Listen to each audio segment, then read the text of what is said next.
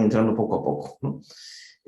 Buenos días, estimados alumnos. Hoy día nos toca el tema, dos temas importantes, ¿no? Que voy a juntar en uno, que es el del perioperatorio y el uso de las EPPs en odontología, en cirugía bucal específicamente, pero está amarrado de alguna manera o entrelazado uno con otro, ¿no? El perioperatorio, bueno, antes que eso, recordar que la vida cambió para todos nosotros hace un año y medio aproximadamente, cuando este señor, este caballero, este virus, el SARS-CoV-2, que produce la enfermedad llamada COVID-19, terminó cambiando nuestra vida, ¿no?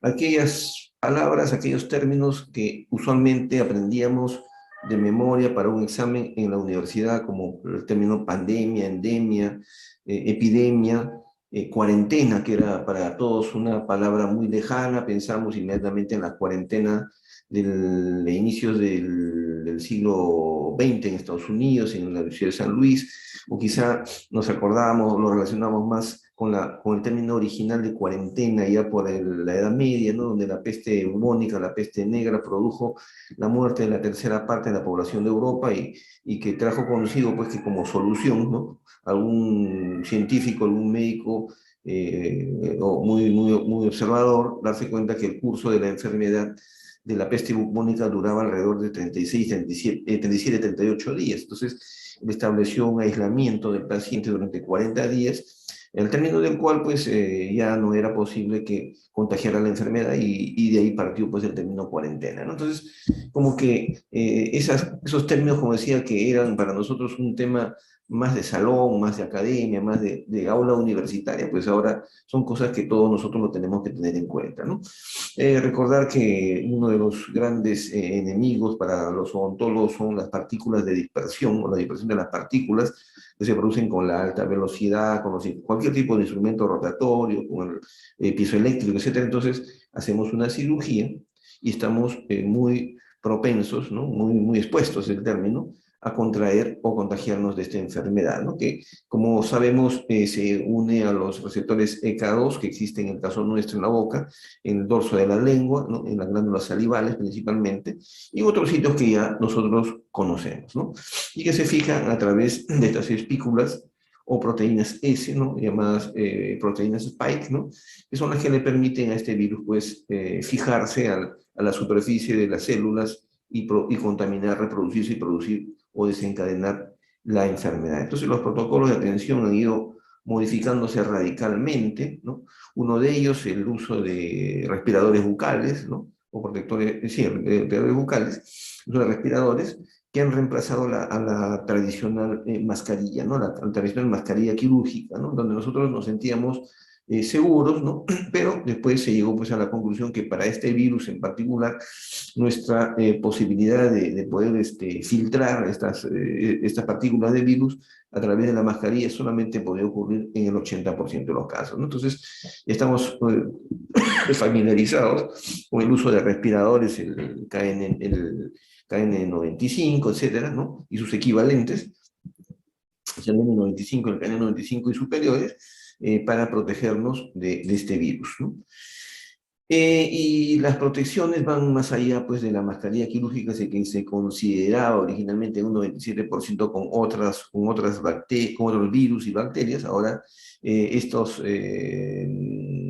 estos protectores, estas mascarillas han sido reemplazadas en su seguridad, estoy hablando ya desde el punto de vista quirúrgico, por los distintos tipos de respiradores, ¿no? El cual deben su nombre al porcentaje de eficacia que tienen para filtrar virus y bacterias, ¿no? El 95%, por eso se llama N95, si filtra el 98% de partículas en general, ¿no? Partículas, estamos hablando de una N98 y N99 si filtra el 99% de partículas y así etcétera, etcétera, etcétera, ¿no? Es decir, nos hemos acostumbrado, ¿no? Como debe ser, al uso de estos dispositivos para protegernos, ¿no? Y a protegernos nosotros como profesionales y proteger también a nuestro paciente y al personal que trabaja con nosotros. Diferentes tipos de respiradores, no necesitamos los de la derecha, ¿no? Solamente los N95 o su equivalente, el KN95, ¿no?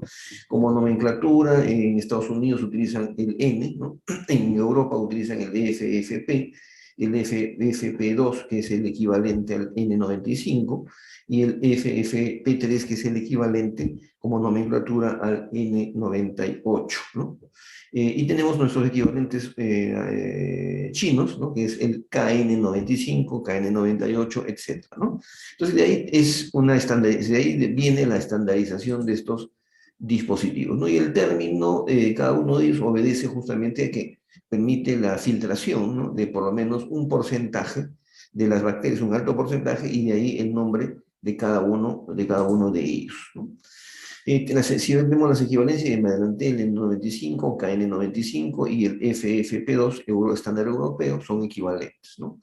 Igual también en el caso del 99 tiene sus equivalencias, por si acaso en algún momento llegan a comprar o tener oportunidad de adquirir otras barreras de protección. Estamos en una etapa en la cual se dice mucho, aunque no se ha probado, que dos mascarillas nos protegen más, ¿no? Creo que nunca está de más utilizar una protección adicional, ¿no? Lo importante es no contaminarnos nosotros también durante nuestro tratamiento. Este es un cuadro muy interesante que encontré por ahí, el tamaño de los microorganismos, ¿no? Y vemos que las partículas del virus, de los diferentes virus, acá vemos el coronavirus, es uno de los más pequeños, 0.12, que muchas veces uno dice, bueno, si las partículas, los poros, ¿no? Los poros que tienen los respiradores, ¿no? Impiden que penetren partículas de determinado tamaño, que son 0.05, ¿no? Entonces fácilmente el virus del coronavirus podría penetrar a través de la mascarilla, el protector, ¿no? Y el respirador, y eso es cierto, siempre y cuando se tratase de una sola capa de protección, ¿no? Entonces, las mascarillas y los respiradores tienen varias capas, ¿no? Y entre la primera y la segunda capa existe un espacio, ¿no? Un microespacio, en el cual el espacio es tan pequeño que las partículas del virus, al ser tan pequeñas, las partículas menores de 0.05 micras, no llevan o no hacen un movimiento recto, es decir, no penetran nuestra mascarilla de manera recta, sino que siguen lo que nosotros ya hemos estudiado en el curso de física, ¿no? Eso ustedes en el curso de física y química, química inorgánica, que es el movimiento browniano. Entonces, la posibilidad que un virus, ¿no? Una partícula o el mismo virus del coronavirus penetre la primera barrera es muy poco probable, ¿no? Y si atraviesa la primera, en la segunda se queda, y de ahí la protección que nos ofrecen los respiradores, ¿no? Entonces, este es un cuadro en el cual se ve la comparación de los diferentes tamaños de partícula y que obviamente las partículas del tamaño del coronavirus podrían penetrar los poros que existen que sirven como cubierta ¿cómo se llama? En el respirador, ¿no? No podemos esterilizar esta cosa, ya está de más, ¿no? Y si estamos en la calle, y esto ya no es un tema quirúrgico, ahora ya la mascarilla quirúrgica ha dejado de ser quirúrgica, ¿no? Ya es una mascarilla doméstica, ¿no? Tiene una capa intermedia, un filtro intermedio llamado Mel Blanc, ¿no? Que tiene una disposición tridimensional que impide que las partículas pequeñas que siguen un movimiento browniano lo puedan penetrar, ¿no? Y de ahí la eficacia también de esta mascarilla. Su problema es que no sella por completo el rostro de la persona, ¿no? Algunos, durante la época más fuerte de la pandemia, salían pues inventos y cosas, ¿no? A veces un poco folclóricas, ¿no? Pero ese es parte del miedo, del temor que ha generado pues este virus. Ya nosotros como odontólogos inicialmente fuimos nos autocalificamos, ¿no? Esa es la verdad, nadie lo dijo, nosotros lo dijimos, los odontólogos, nos condenamos a ponernos como los principales difusores del virus, cosa que nunca fue cierto, ¿no? Pero alguien por ahí sacó a colación un trabajo de investigación chino, ¿no? Repitió un trabajo de investigación de los años 60, en el cual mostraba pues la importancia de la dispersión de las partículas, ¿no? De los aerosoles en general, ¿no?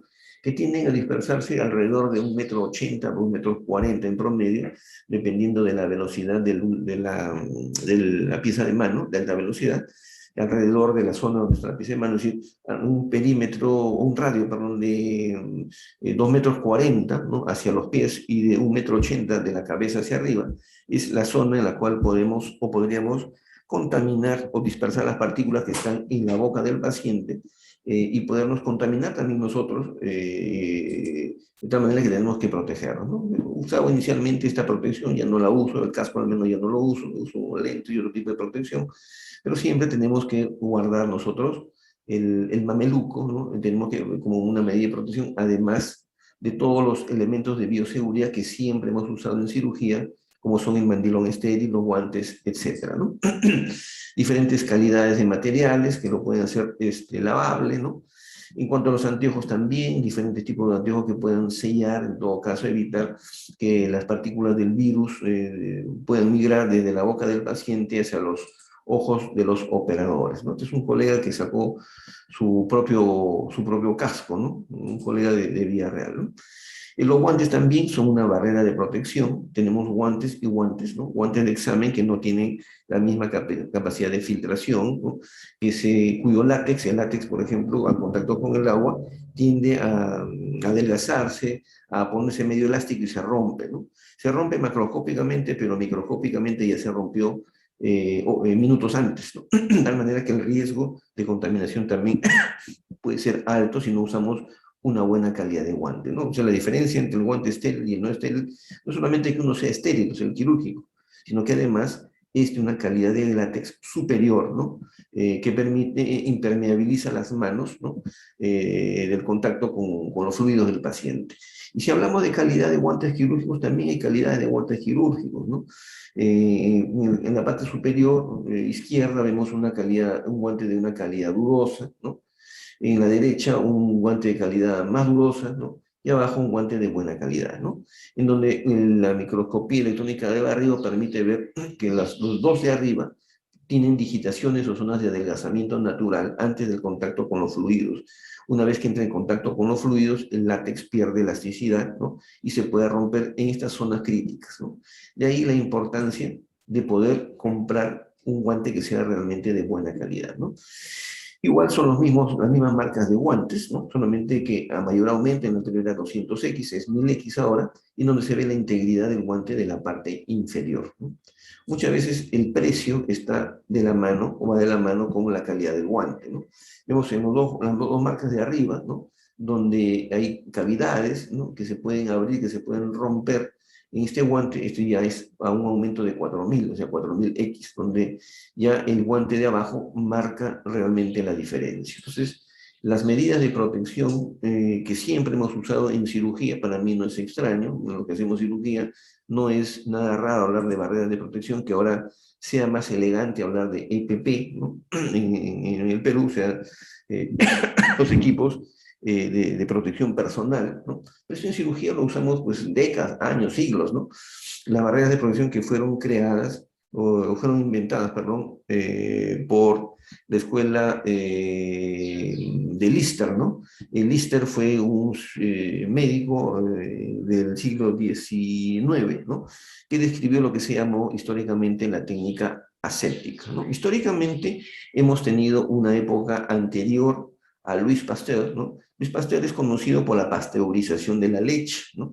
Por seguir un proceso de hervido y enfriado brusco de la leche para eliminar virus y bacterias, ¿no? Eso es la pasteurización.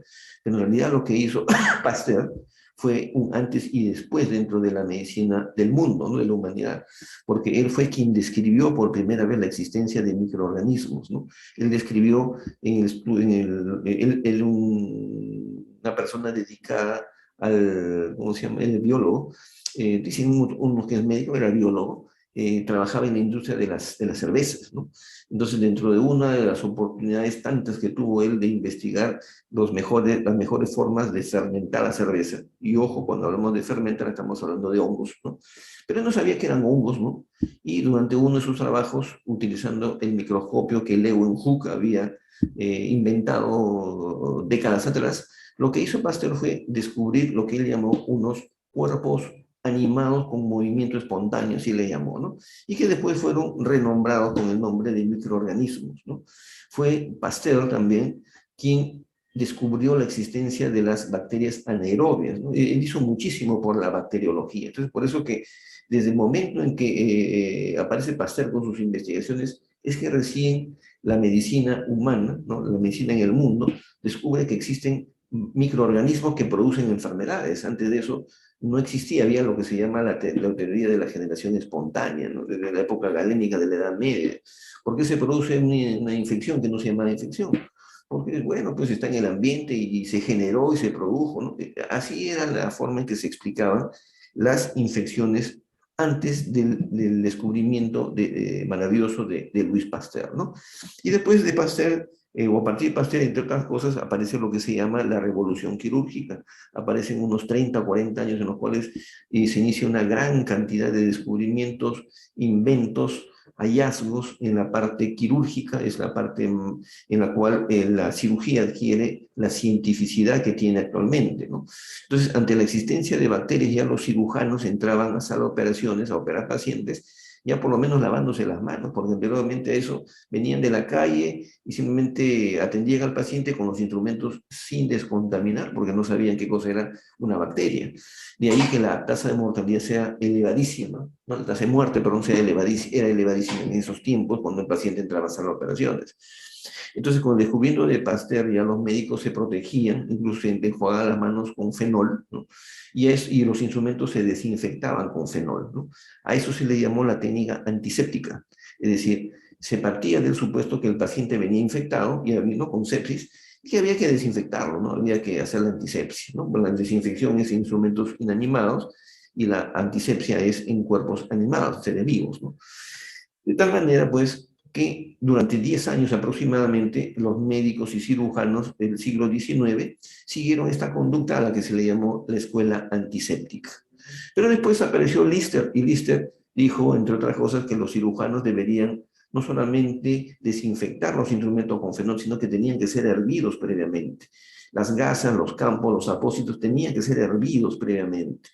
Las manos de los doctores tenían que ser lavadas profusamente y colocarse guantes, ¿no? Guantes de látex, ¿no? Que eran desinfectados, tampoco eran esterilizados, ¿no? El médico, el cirujano debería usar mascarilla, gorro, es decir, todo aquello, y tenía que tener un comportamiento dentro de sala, ¿no? De operaciones.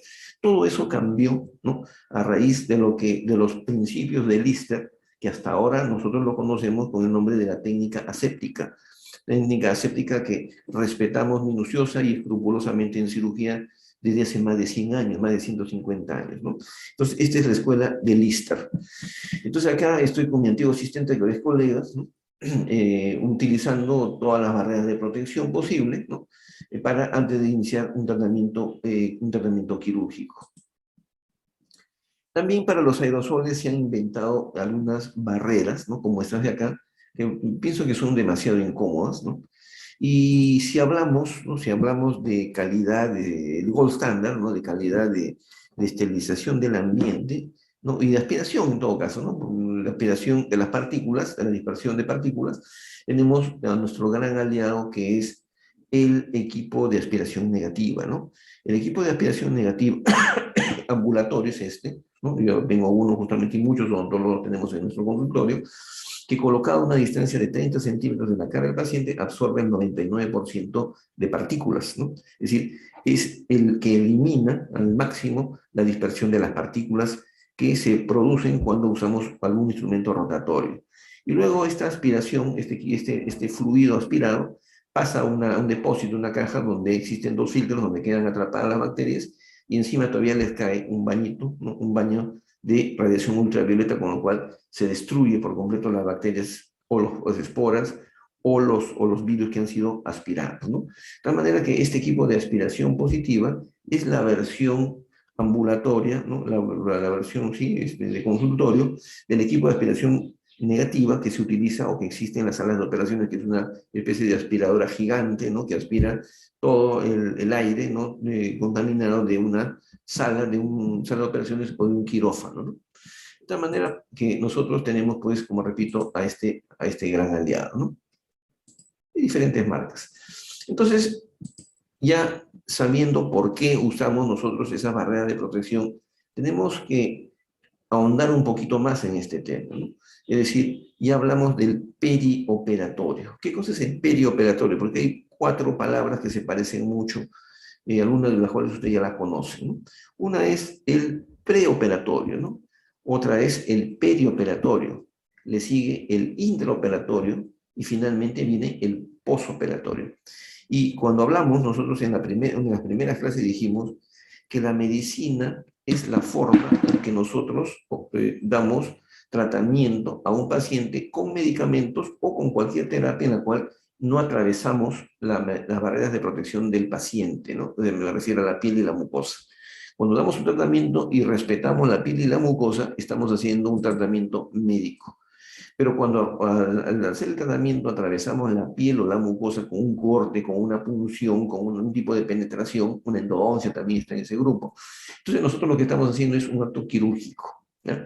Entonces, el acto quirúrgico per se, ¿no? No vamos a entrar en tema ético, ¿no? Que es acto médico quirúrgico, pero el acto quirúrgico, ¿no? Es aquel en el cual nosotros, utilizando nuestras manos, vamos a hacer un corte, una incisión o algún tipo de penetración en la piel o en la mucosa del paciente con el propósito de dar tratamiento a la enfermedad que el paciente tiene, ¿no? O al problema que el paciente tiene. Eso es hacer cirugía. Y la cirugía tiene sus pasos lógicos, ¿no? Y los pasos lógicos, yo no puedo hacer una incisión si previamente no le he aplicado anestesia, así de simple, ¿no? Entonces, estos pasos lógicos se le llama tiempos quirúrgicos o tiempos operatorios, ¿no? La cirugía empieza, por si acaso, cuando en el consultorio, cuando atravesamos la piel o la mucosa del paciente, es decir, empieza cuando aplicamos anestesia. ¿Y cuando termina la cirugía? Termina cuando ponemos el último punto de sutura, si es que hacemos sutura, ¿no? Entonces, tenemos muy claro a qué me estoy refiriendo como la operación o el acto quirúrgico. El acto quirúrgico se realiza dentro del tiempo quirúrgico llamado intraoperatorio, es la operación, es el propósito mismo de la atención, ¿no? Entonces, el intraoperatorio o transoperatorio. Y a partir de ahí es fácil entender todo lo que está antes de la cirugía, antes del intraoperatorio, el preoperatorio. Todo lo que viene después de la cirugía es el posoperatorio. Entonces, el preoperatorio no es el día anterior a la cirugía.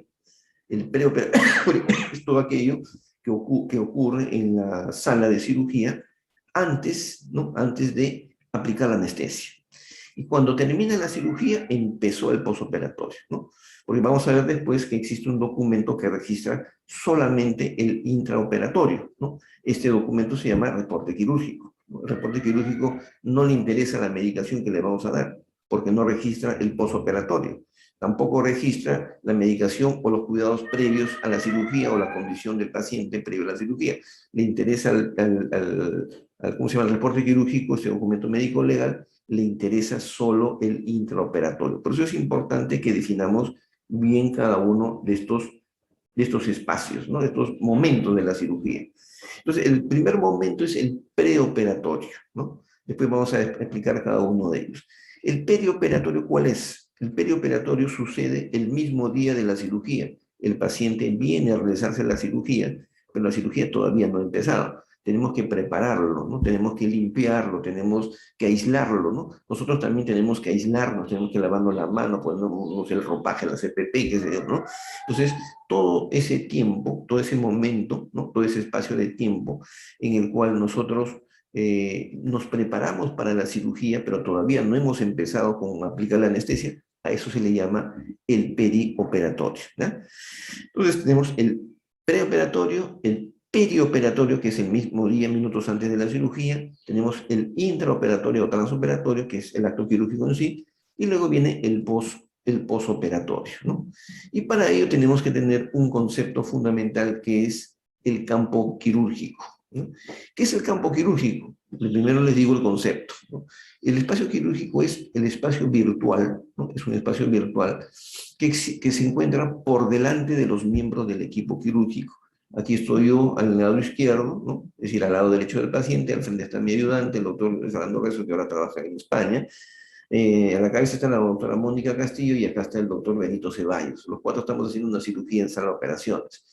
Todo lo que está delante de nosotros, eso es el espacio, ese es el campo quirúrgico. O sea, el campo quirúrgico no me estoy refiriendo a la tela, ¿no? Al material. Está referido al espacio virtual que se encuentra por delante de los miembros del equipo quirúrgico.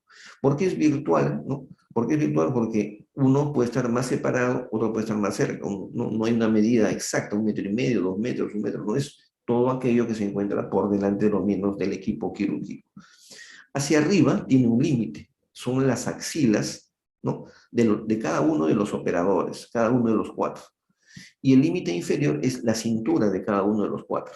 Entonces uno me dirá, pero si la doctora tiene menos estatura que yo, que los demás, entonces el campo quirúrgico del doctor es diferente. Claro, por eso es la definición, pues es la definición. El campo quirúrgico es un espacio virtual, ¿no? Un espacio virtual que se encuentra por delante de los miembros del equipo quirúrgico y que tiene como límite los pies del paciente, que tiene como límite inferior la cintura del operador, que tiene como límite superior las axilas de los operadores, no del cirujano, sino del equipo en conjunto, ¿ya? Ese es el concepto de campo quirúrgico. Y la zona operatoria, que es otra cosa, es el lugar específico donde se va a realizar la cirugía. En nuestro caso, la región de la cara, que también tiene sus límites, que ahora le vamos a recordar. Entonces, acá está Condorito, que también nos hace recordar cuál es el espacio quirúrgico. El abdomen del paciente es la zona operatoria, ¿no? Son dos conceptos totalmente diferentes, ¿eh? Para que no se confundan. Acá está. ¿Cuáles son los momentos en el tratamiento quirúrgico? El preoperatorio, el perioperatorio, el trans o intraoperatorio y finalmente el posoperatorio. Y cada uno de ellos tiene sus etapas, ¿cómo se llama? Sus actos propios, ¿no? Por ejemplo, nos vamos a enfocar hoy día en el perioperatorio. Pero de todas maneras quiero dejarles claro qué cosa es el transoperatorio, cuáles son los tiempos quirúrgicos, ¿no? Para recordar, yo sé que eso ya lo han aprendido en el curso anterior. Primero, si el paciente es operado bajo anestesia local, ¿no? El primer tiempo operatorio es la anestesia. Segundo tiempo operatorio, la incisión. Tercer tiempo operatorio, la diéresis, ¿no? En odontología generalmente es un decolado, pero no siempre la diéresis no es sinónimo de decolado, ¿no? Son dos procedimientos diferentes. Pero el tiempo quirúrgico se llama diéresis, es el tercer tiempo quirúrgico. El cuarto tiempo quirúrgico es la operación propiamente dicha. Es el objetivo mismo de la operación, ¿no? Si es una extracción dentaria, es la osteotomía, la autosección, la extracción del diente, qué sé yo, ¿no? Repito, anestesia, incisión, diéresis, operación propiamente dicha. Luego viene el quinto, que es muy importante, es el tratamiento o manejo del lecho quirúrgico, porque ya hicimos la extracción, ¿no? Ya terminó la operación propiamente dicha. Ahora vamos a lavar, vamos a curetear, vamos a limar, qué sé yo, todo eso, vamos a echar alguna sustancia o no, todo eso forma parte del tiempo quirúrgico llamado tratamiento del lecho quirúrgico. Y finalmente viene la síntesis, que en odontología muchas veces se usa como sinónimo el suturado, pero no es sinónimo porque el suturado no es la única forma de hacer síntesis, ¿no? Hay suturado, hay grampas, hay adhesivos, qué sé yo, pero el concepto es, repito, primer tiempo en anestesia local, primer tiempo operatorio, la anestesia, después la incisión, diéresis, operación propiamente dicha, el tratamiento del lecho quirúrgico y finalmente la síntesis, ¿no? O suturado, síntesis de los tejidos, ¿no? Esos son los tiempos operatorios. Pero en el perioperatorio, específicamente, que es la clase de hoy, tenemos que hacer determinado tipo de maniobras, ¿no? Y de eso me voy a abocar ahora, porque es parte del video también que van a hacer ustedes, pero más que el video es el concepto, ¿no? El concepto. En el preoperatorio tenemos que hacer el examen clínico, los exámenes auxiliares, elaboramos la historia clínica, consentimiento informado y establecemos el riesgo quirúrgico, antiguamente llamado así, o estatus sistémico del paciente, ¿no? Las siglas ASA es porque ya no se usa el concepto de riesgo quirúrgico, sino la clasificación de la Asociación Americana, perdón, la Sociedad Americana de Anestesiología, ¿no? Del 1 al 5. Acá tenemos en el perioperatorio, ¿no? Que es la clase de hoy, tenemos primero que los miembros del equipo quirúrgico, el cirujano y sus ayudantes, se tienen que aislar. Primero se deben de lavar las manos, después se tienen que secar las manos, después se tiene que colocar el mandilón y después se tienen que colocar los guantes, en ese orden, ¿no? Entonces hay una técnica o hay varias técnicas para lavarse las manos, hay varias técnicas para secarse las manos, hay varias técnicas para colocarse el mandilón y hay varias técnicas para colocarse los guantes, ¿no? Yo no me puedo colocar los guantes y después me coloco el mandilón, ¿no? Existe un orden, ¿no? En eso consiste el aislamiento de los miembros del equipo quirúrgico y estamos en el perioperatorio. Es decir, llego a la cirugía, el paciente está programado, primero nos cambiamos, nos ponemos nuestro ambo. El ambo es el pantalón, o sea, la chaqueta y el pantalón, puede ser verde o de otro color, ¿no? Las botas, las mascarillas, el gorro, ¿no? Eso es el ambo, ¿no? Y una vez que es una ropa que debería estar estéril, ¿no? Pero que todavía se considera desde el punto de vista quirúrgico como ropa contaminada porque está en contacto con nuestro cuerpo, ¿no?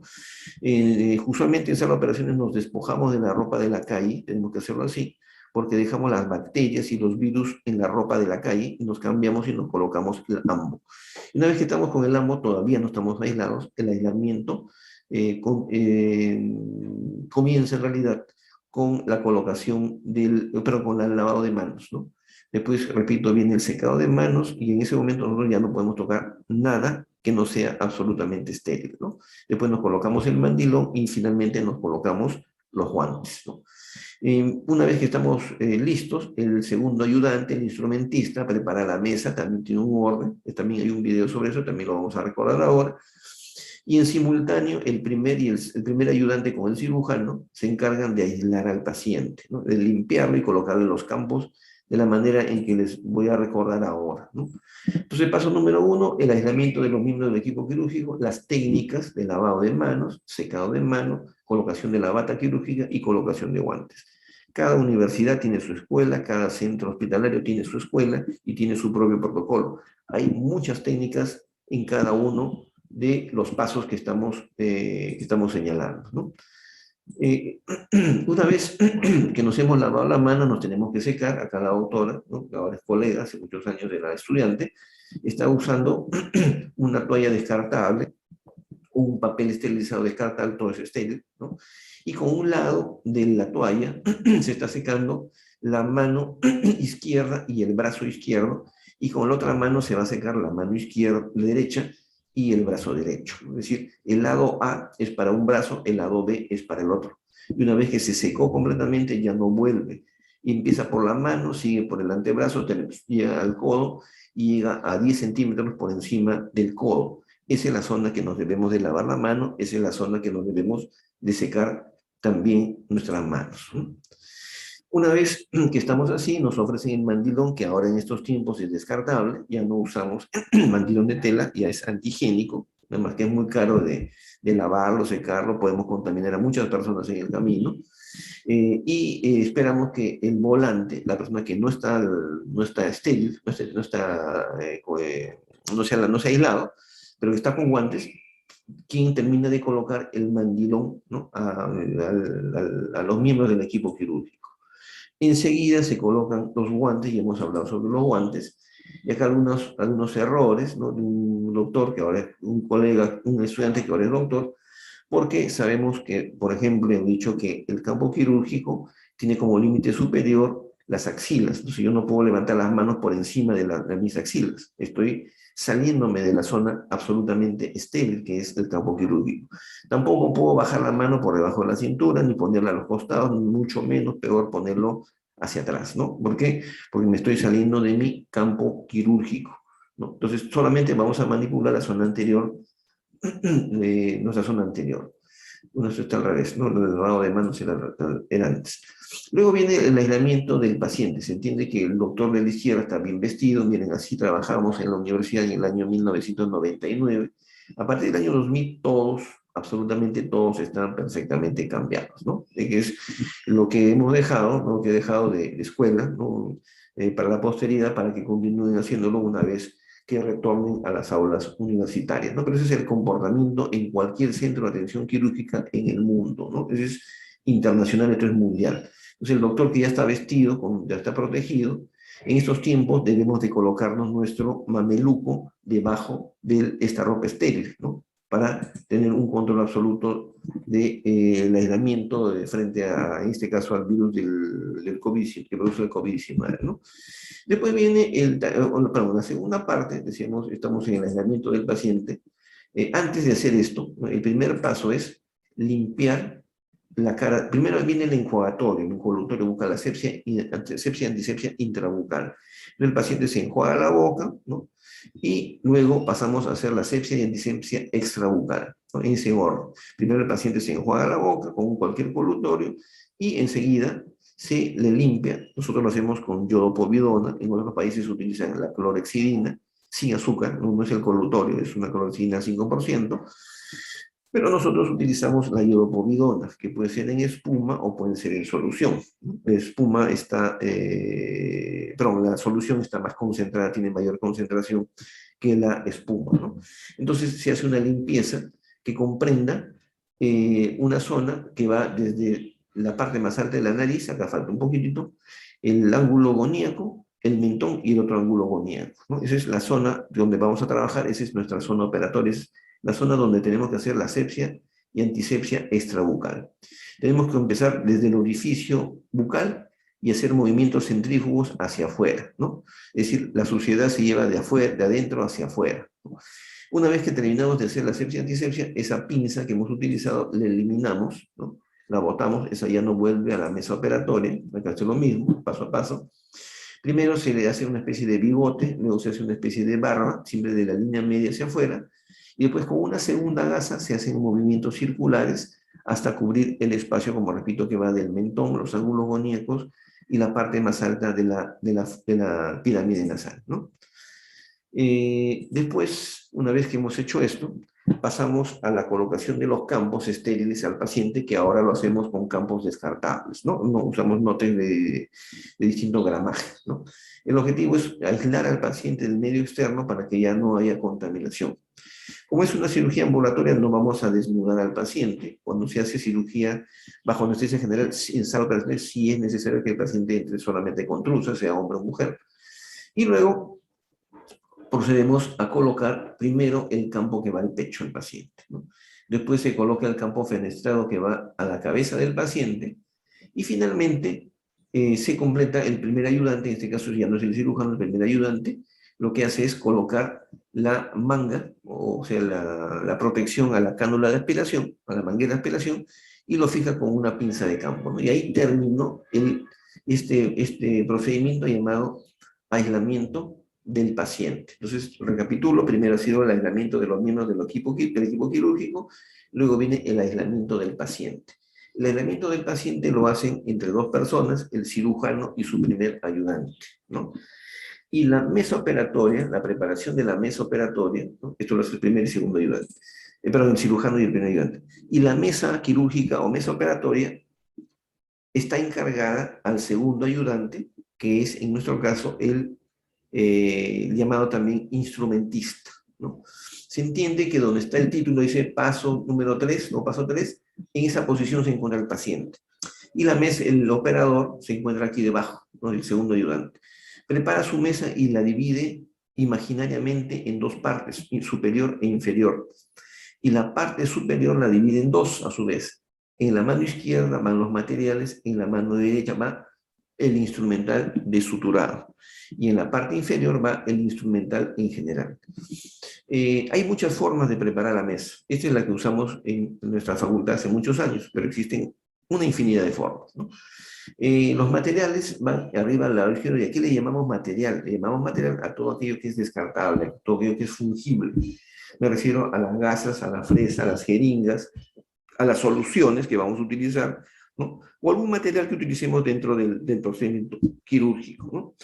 El instrumental de suturado va arriba a la derecha y el supuesto es, porque hay varios supuestos, el supuesto es que el instrumental de suturado solamente lo vamos a manipular ya cuando ha terminado el procedimiento, ha terminado el tratamiento del hecho quirúrgico, es decir, este material no se ha contaminado con el resto de instrumentos, ¿no?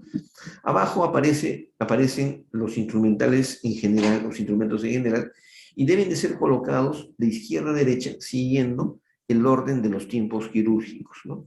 ¿Para qué? Para que cuando se produzca la intervención quirúrgica siempre se sepa dónde está determinado instrumental. Cada instrumento que sale de la mesa de operaciones, antes de volver, tiene que ser limpiado por el instrumentista. No puede venir un instrumento con secreciones de la boca del paciente y ser colocado directamente sobre la mesa, ¿no? Ese es, lo que hace es contaminar la mesa, ¿no? Entonces, la idea es esa, ¿no? ¿De quién es el encargado de hacer esto? El instrumentista, en nuestro caso también llamado segundo ayudante, ¿no? Como hay algunos materiales, ¿no? Como las anestesias, ¿no? Que vienen, cuya solución es estéril, pero el empaque no es estéril, entonces debemos de colocar la cánula de aspiración, las agujas dentales y también en este caso la anestesia dental en una solución, ¿no? En una solución de cloruro, perdón, de yodo povidona. Es decir, en la mesa de operaciones debemos de tener una rillonera que contenga una solución de yodo povidona en donde vamos a colocar los materiales cuyo contenido es estéril, pero cuya envoltura no es estéril, ¿no? Vuelvo a repetir, me refiero a las anestesias dentales, me refiero a la aguja dental, me refiero también a la cánula de aspiración si es que es de plástico descartable, ¿no? Si es de metal, no. Y algunas fotos históricas, ¿no? Porque tenemos que recordar siempre, ¿no? Así como dicen que muchas de las razones por las cuales estamos viviendo nuestra realidad es porque los jóvenes no conocen la historia, y la historia reciente. Esta es también la historia de nuestra facultad, ¿no? No es tan reciente, la foto del lado izquierdo es cuando yo llegué a trabajar a la universidad en el año 93. No había servicio de cirugía maxilofacial, ¿no? En la facultad, y los doctores me prestaban, me acuerdo, nos prestaban un espacio, en un ratito nos prestaban un sillón para poder trabajar.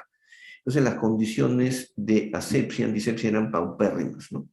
Debido a que en el año 93, 94 ya nos hicimos sentir, los profesores en general, los profesores y los alumnos de cirugía, nos dieron un ambiente dentro de la clínica de la universidad que nosotros la enchapábamos, la ambientamos para que parezca una sala de operaciones.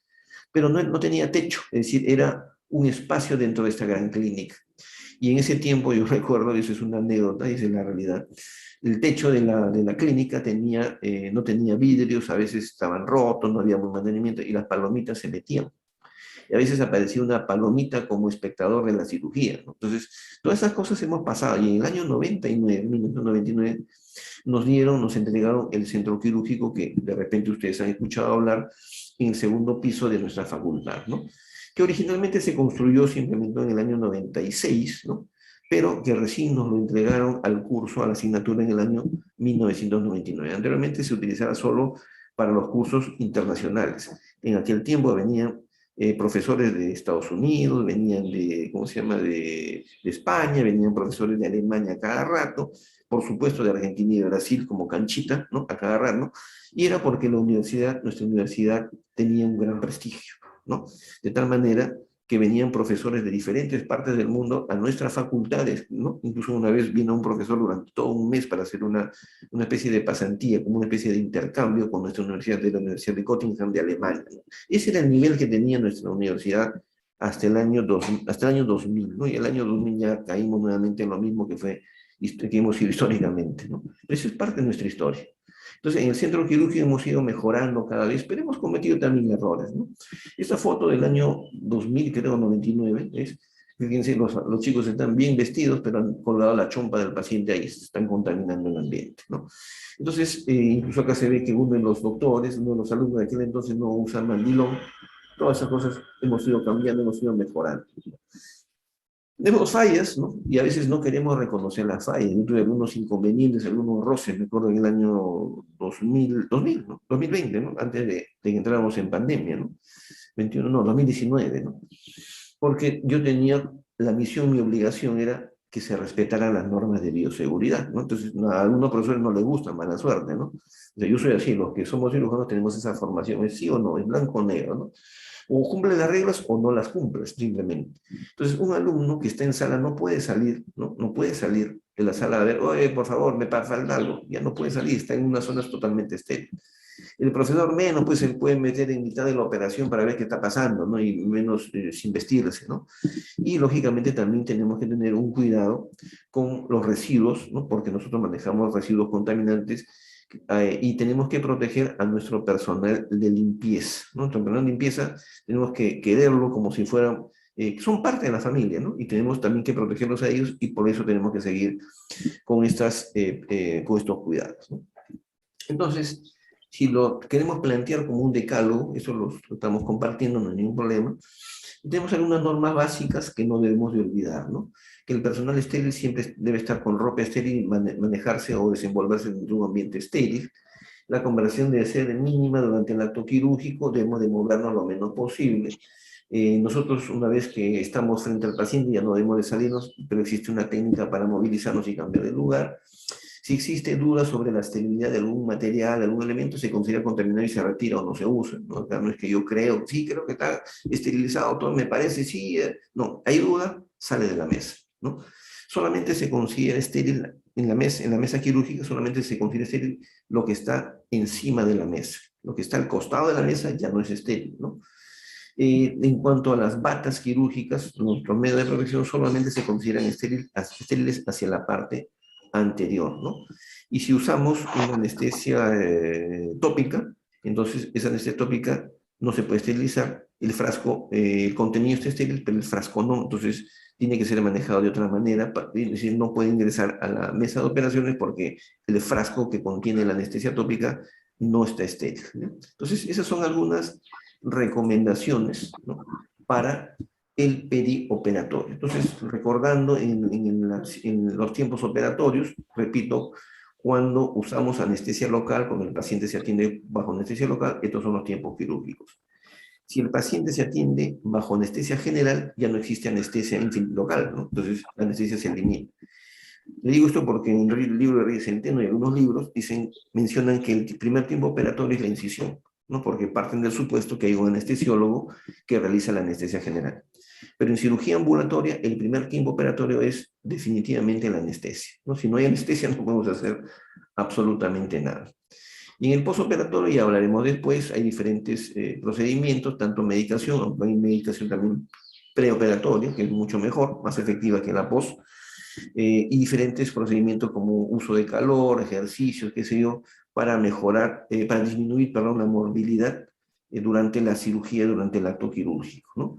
Entonces, esto es en síntesis, ¿no? En síntesis, el perioperatorio y el uso de las EPPs, ¿no? En cirugía bucal y maxilofacial. Si hay alguna pregunta de parte de ustedes, es una promoción que no pregunta, tenemos que preguntar y participar, ¿no? Quería decirles que el video que van a presentar para esta semana, ya tenemos clara la fecha, que es hasta el día martes, siempre la sugerencia es que lo hagan entre 2 o 3 personas, ¿no? Es decir, una cosa es el paciente que está sentado ahí, ¿no? Y otra cosa es la persona que va ¿cómo se llama? A practicar como, a aparecer en el video como cirujano, ¿no? Pero hay una persona que también le va a ayudar en la mesa. Es decir, todo ese protocolo lo tenemos que conservar, ¿no? Yo sé que hay mucho de imaginación en esto, pero debemos hacerlo porque si no lo hacemos no vamos a aprender, ¿no? Claro, el ambiente es diferente cuando estamos en la universidad porque el ambiente nos invita a tener un mejor control de la asepsia y antisepsia, ¿no? De todas maneras, hagamos ese esfuerzo, ¿no? Entonces, no sé si alguna pregunta. Ya estamos, creo que tranquilos, ¿no? El tema del día de hoy no es tan profundo, es más que todo un aspecto práctico, pero que lo debemos de realizar en todos los actos quirúrgicos, por más sencillos que estos sean, ¿no? La protección, yo recuerdo, ¿no? Hasta el año 1984 yo estaba en la universidad todavía.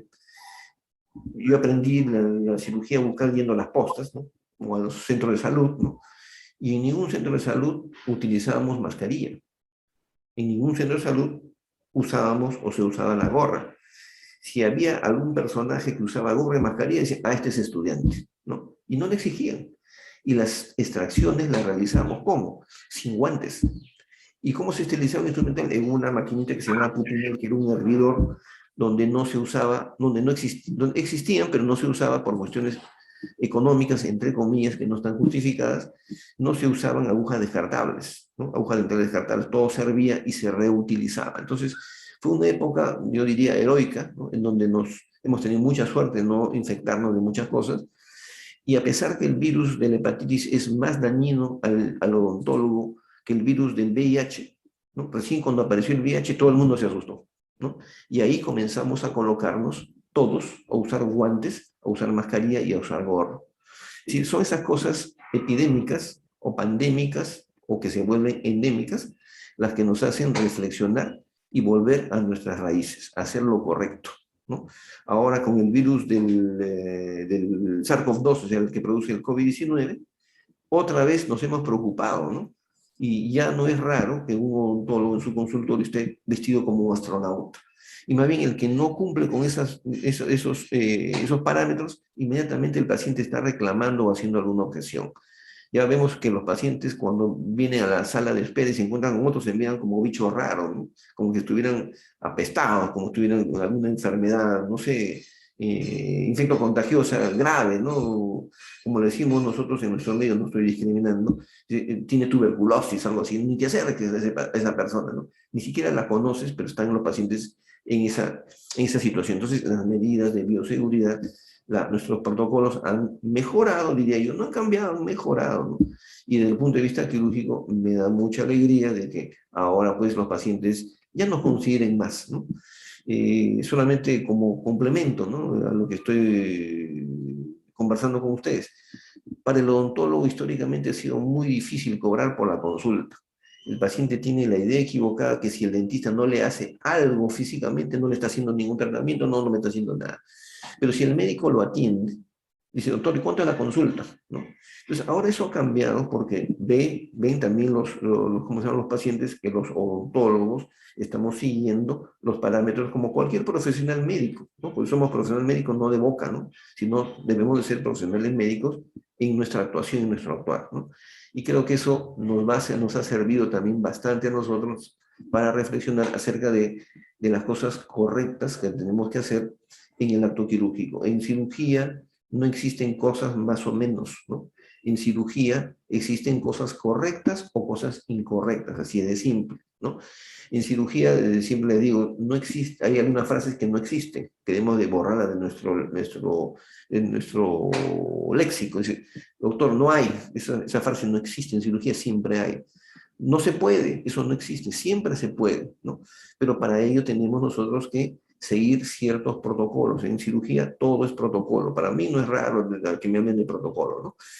En la práctica, el día de hoy vamos a empezar a conversar ya sobre los documentos médicos legales que son muy importantes, son muy, pero muy importantes en cirugía, ¿no? Me estoy refiriendo a la receta médica, a la historia clínica, a la epicrisis, al consentimiento informado, ¿no? El reporte quirúrgico, esos documentos médicos legales y algo de temas legales, vamos a hablar el día de hoy en la práctica, ¿no? Porque he tenido no sé si la suerte, mala suerte, la experiencia de haber sido decano del Colegio Odontológico y ahí he visto un montón de problemas que han empezado de cosas realmente minúsculas, ¿no? Y simplemente por no saber utilizar los documentos médicos legales, ¿ya? Entonces, chicos, no sé si hay alguna pregunta de parte de ustedes. Si no hay ninguna pregunta, que tengan un bonito fin de semana, ¿no? Nos quedamos más bien con la ventana abierta con los alumnos que están en este grupo de práctica en estos momentos y con los demás, pues que disfruten de su fin de semana familiar con sus amigos, porque hay que salir, hay que distraerse, porque el problema de la salud mental también es parte de la salud general, ¿no? Que tengan un bonito fin de semana, chicos. Nos estamos viendo la próxima semana. Nos quedamos en este momento solo con nuestros alumnos de este grupo.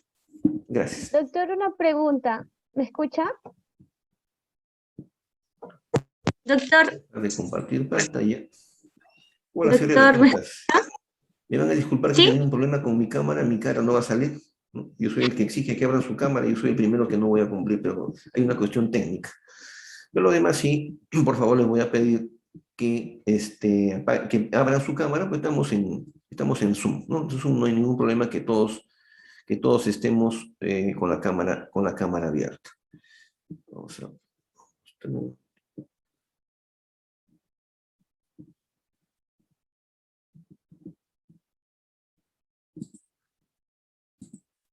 acá estamos. La tarea de esta semana. La tarea de esta semana es hacer un video sobre el perioperatorio, ¿no? Es decir, con excepción del lavado de manos, que ya no me interesa mucho, porque yo entiendo que eso ya lo han hecho el año pasado. Pero desde el momento en que ustedes se han lavado la mano, cómo se graban, cómo se están colocando el mandilón, cómo se están colocando los guantes, cómo están limpiando y vistiendo al paciente, cómo están preparando la mesa operatoria, ¿no? En eso consiste el video. El tiempo no interesa si lo hacen en 10 minutos, 15, no, la verdad que no es importante el tiempo, sino que lo hagan y que lo hagan bien. Y como esto es un trabajo en equipo, porque la cirugía es un trabajo en equipo, sería mejor que lo hagan por lo menos entre dos alumnos, ¿no? Si pueden ser tres, mucho mejor.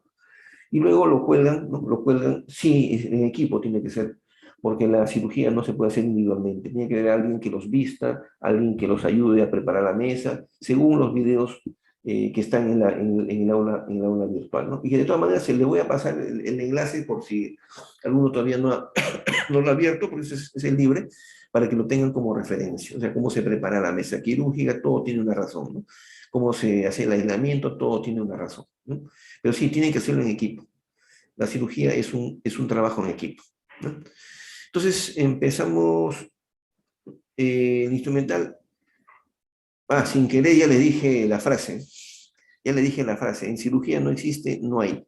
No se puede. Todo se puede. ¿Eh? Lo único que necesitan es una pinza mosquito para limpiar el rostro, la cara del paciente. Y algunos instrumentos que debo entender ya lo deben tener, ¿no? Claro, el problema es que ustedes no han llevado cirugía práctica el año pasado, por eso de repente no todos tienen jeringa, ¿no? Bueno, traten de juntarse, ¿no? Para que tengan un instrumental mínimo. La cuestión es que se vea que hay un orden mínimo dentro de la mesa. No les voy a exigir que tengan una mesa de operaciones como en sala de operaciones de un hospital, eso es absurdo, ¿no? Pero sí que tengan un instrumental básico. ¿Quién no tiene un espejo bucal, no tiene una pinza, una jeringa cárpula, ¿no? Algún botador por ahí, ¿no? Es decir, son cosas elementales, ¿no? Para eso no sé, para hacer una asepsia adecuada, una mesa operatoria adecuada, no se necesita gran instrumental. Ya con el tiempo, con los procedimientos, ya se van a ir proveyendo, digamos, de cada una de esas cosas, ¿no?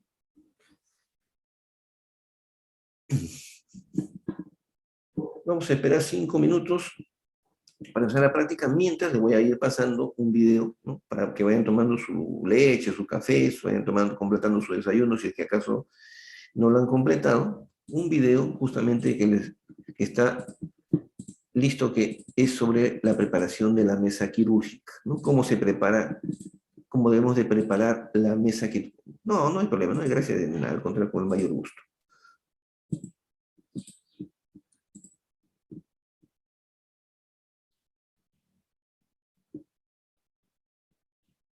Está grabado sin audio. Ya está, ¿no? Este es el perioperatorio o la técnica aséptica, ¿no? Hemos dicho de dónde viene, de la época de Lister, la técnica aséptica viene de esa época, ¿no? Son varios videos, por eso esta es la parte que se refiere, voy a pararlo acá, es la parte que se refiere a los momentos quirúrgicos, ¿no? El preoperatorio, que significa que comprende, el perioperatorio, que significa que comprende, el intraoperatorio y el postoperatorio, ¿no? Para que tengamos una idea clara. En cuanto al preoperatorio, sí tenemos que tener muy claros los documentos médico-legales, que vamos a hablar el día de hoy en la práctica. El perioperatorio, que es la técnica séptica, y cada uno de los tres pasos, ¿no? El aislamiento de los miembros del equipo quirúrgico, la preparación de la mesa y el aislamiento del paciente, ¿no? Son cosas que tenemos que saber como el Padre Nuestro, como el Ave María. También debemos de saber esto, los decálogos, no hay que aprenderlo de memoria, si quieren lo hacen, pero como van a hacer la grabación, el video, se lo van a aprender automáticamente y jamás se van a olvidar del decálogo. Y lo van a tener que tener presente al momento que hagan la grabación de su video para no cometer errores ni contaminar su mesa quirúrgica. Existen varias formas de preparar la mesa quirúrgica. Hemos escogido en la facultad la más sencilla, la más simple, la que nunca se deben de olvidar, ¿no? En la parte superior izquierda, los materiales, o sea, todo aquello que es fungible, creo que es descartable. Y hacia la mano derecha, el instrumental de suturado. ¿Qué cosa es instrumental de suturado? La pinza, ¿no? La pinza de disección, 1. Número 2, la tijera. Y número 3, el portahojas, ¿no? Y luego el resto de instrumental, que forma parte de la mesa, que tiene que ser ordenado de izquierda a derecha, según el orden de los tiempos quirúrgicos, ¿no? Acá estoy con mi asistente, ¿no? Esta es la etapa en la cual yo ya estoy aislado, ¿no? Ya me vestí, y ella me está pasando el campo para la mesa operatoria, ¿no? Lo puedo abrir así, o también lo puedo abrir encima de la mesa, es otra forma, porque el doblez de los campos también tiene una forma y una técnica, y se va abriendo el campo de tal manera que la parte superior queda hacia arriba y que se considere estéril, y la parte inferior va en contacto con la mesa que está contaminada, ¿no? Definitivamente así hayamos hecho una desinfección. Luego, en la parte superior izquierda, se está colocando los materiales, el hilo de sutura, las gasas, las fresas, el otro campo o los campos que se va a usar para vestir al paciente, es el campo fenestrado y otro campo simple que falta acá. Ya estoy sacando mis fresas, la hoja de bisturí, ¿no? Fíjense, ella me está mostrando el contenido que esté estéril, yo estoy cogiendo lo que esté estéril. Solo se puede coger con los guantes aquello que esté estéril. Y luego vamos colocando nuestro instrumental, primero el portaagujas, luego la tijera, y luego una pinza de disección. Se pone en ese orden para ocupar menos espacio, ¿no? Entonces siempre el instrumental de suturado está arriba hacia la mano derecha. Y en la parte inferior vamos colocando de izquierda a derecha el instrumental. Primero el instrumental, la pinza de la izquierda para limpiar al paciente, puede ser otra pinza. Luego viene la pinza de campo, que es la que va a pinzar la manguera. En este caso voy a colocar anestesia, pongo 1 o 2 espejos, coloco mi jeringa cálculo, estamos en el tiempo quirúrgico de la anestesia. Después de la anestesia que viene la incisión, el mango de bisturí. Después del mango de bisturí viene el instrumental de diéresis, en este caso la legra. Puedo usar este separador, como no puedo utilizar el separador. Ya viene la operación propiamente dicha, y de acuerdo al caso, esto es lo que siempre varía, puedo utilizar force, puedo utilizar, no sé, curetas, qué sé yo, lo que sea necesario, ¿no? Estoy colocando los botadores que forman parte ya del tiempo quirúrgico llamado la operación propiamente dicha. En este caso el objetivo es extraer un diente, ¿no? Por eso que estoy sacando, o me estoy acomodando el instrumental de extracción, ¿no? Una pinza mojito, ya estamos entrando en la última etapa, o el penúltimo paso, que es el tratamiento del lecho quirúrgico. Voy a limar, voy a coger una gasa para limpiar, voy a curetear, no sé. Entonces ahí está el instrumental de izquierda a derecha, el instrumental primero para limpiar al paciente, y luego viene anestesia, incisión, diéresis, operación propiamente dicha, y suturado. En este caso estoy cambiando el instrumental, porque se supone que es la misma mesa, pero es una mesa para hacer una pisectomía, por ejemplo, ¿no? O para una extracción mínimamente traumática. Es decir, en una cirugía, todos los instrumentos, toda la mesa está preparada de la misma manera. Lo único que varía es el instrumental de la operación propiamente dicha. ¿Ven? En este caso he llegado a la diéresis, pero voy a colocar los instrumentos especiales para otra operación. Sí, este es instrumental para una pisectomía. Es decir, el instrumental de la operación propiamente dicha, este puede cambiar, ¿no? Es el que cambia, ¿no? Pero el orden de los demás se mantiene. Ya cuando uno está acostumbrado a eso, inmediatamente ubica, o fácilmente ubica, cada uno de los instrumentos que va a utilizar durante el acto quirúrgico, durante la cirugía. Voy a retroceder un poquito Tengo un cuadro interesante. Acá. Entonces, 5 reglas básicas para la técnica séptica, ¿no? Tenemos que conocer los principios, ya hemos visto en teoría, ustedes van a ahondar más, nunca hay que quedarse solamente en la teoría. Revisen su aula virtual, ahí hay más material. Revisen en internet, ahí hay más material, ¿no? Esto tiene que hacerse como una práctica rutinaria de todos los días, ¿no? No es solamente en algunos momentos, cuando me van a tomar examen, ¿no? Ya con los chicos de este grupo vamos a empezar, vamos a tratar de llegar con todos, para que me visiten el consultorio de manera voluntaria, lo que deseen. Se van a dar cuenta que eso es parte de nuestra vida diaria, ¿no? Es decir, lo que se hace en la universidad no es para la universidad solamente, para aprobar el curso, es parte de nuestra vida diaria, es una rutina, ¿no? Tenemos que seleccionar, la pregunta vino de uno de los alumnos o alumnas sobre el instrumental tiene que ser el adecuado. Poco a poco vamos a tener que irnos proveyendo de instrumentales, es parte de nuestra vida profesional o nuestra formación profesional. Tenemos que utilizar materiales descartables, ¿no? Son descartables porque ya no se pueden usar otra vez. Y todo tiene que hacerse de una manera rigurosa, es decir, no existen fallas, no deben existir fallas de parte de ninguno de los miembros del equipo quirúrgico. Este tema de la técnica séptica es un tema universal, internacional, mundial, ¿no? Acá no hay nada que inventar, ¿no? Todo ya está inventado. Y ahora vamos a ver un segundo video. Si se pueden quedar todos, no hay ningún problema. Encantadísimo de tenerlos a todos.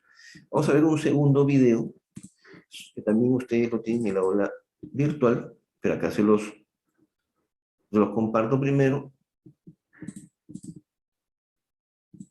En este caso, ya es sobre una cirugía, la edición de una cirugía, ¿no? Donde van a estar claramente definidos cada uno, voy a avanzar esto, cada uno de los pasos.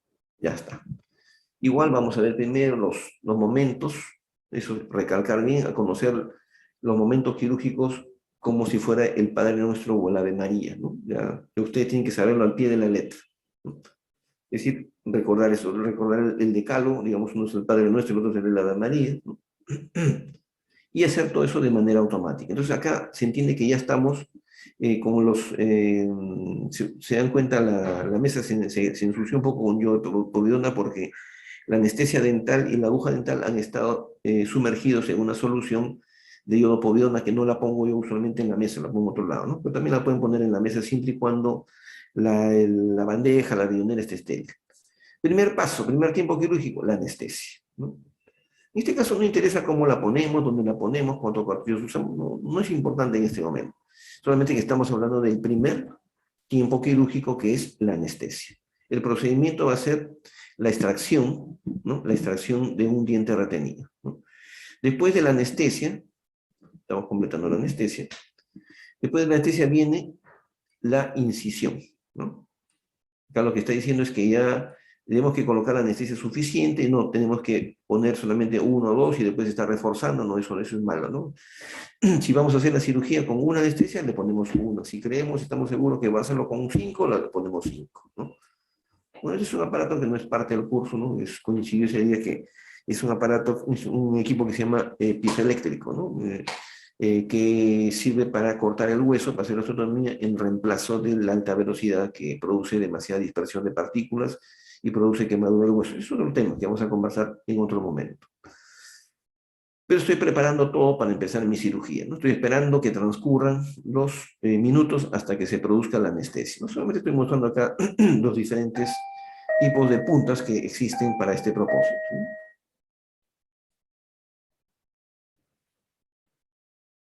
Desde el separador, bueno, vamos a hacer la incisión, no interesa mucho cómo es la incisión, ese es el segundo tiempo quirúrgico, la incisión.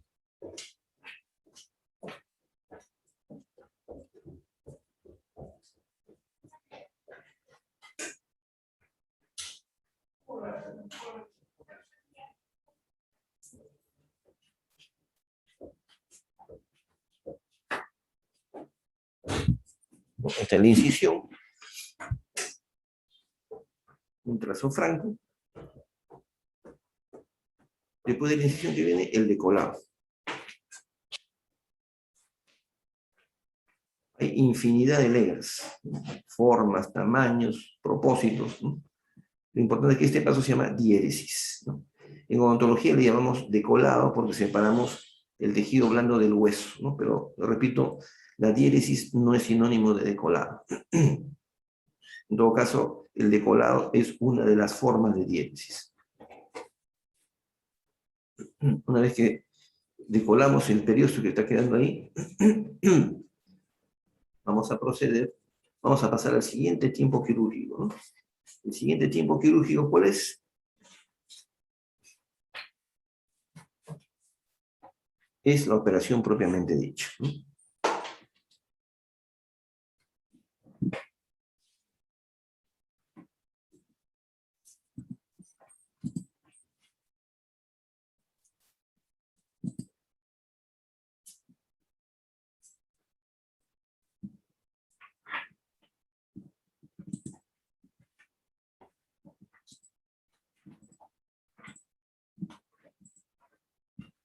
Luego viene la operación propiamente dicha, es la osteotomía. Vamos a hacer un poquito más. Y hasta el diente retenido descubierto sigue siendo la operación propiamente dicha. Y luego viene la extracción dental, seguimos en la operación propiamente dicha, ¿no? Es decir, todo aquello que es parte del propósito mismo de la cirugía, en este caso la extracción del diente retenido, ¿no? Una vez que se abulsiona el diente, terminó la operación propiamente dicha y vamos a pasar al siguiente, al siguiente tiempo quirúrgico, que es el tratamiento del lecho quirúrgico. Bueno, acá hemos seccionado la corona primero para extraer primero la corona y después la raíz, ¿no?